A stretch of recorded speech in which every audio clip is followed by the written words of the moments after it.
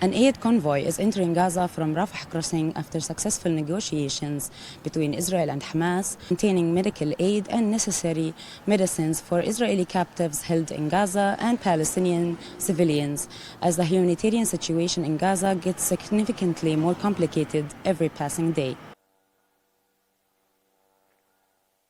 In addition, the Israeli army has been carrying out massive raids throughout the West Bank.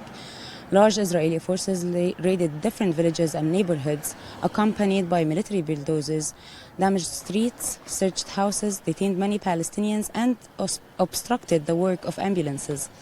On Wednesday, the 103rd day of the conflict between Israel and Hamas, the Israeli army continued military operations in the Gaza Strip from air, land, and sea. In the north, it has been carrying out airstrikes against the Hezbollah sites in Lebanon since Wednesday morning,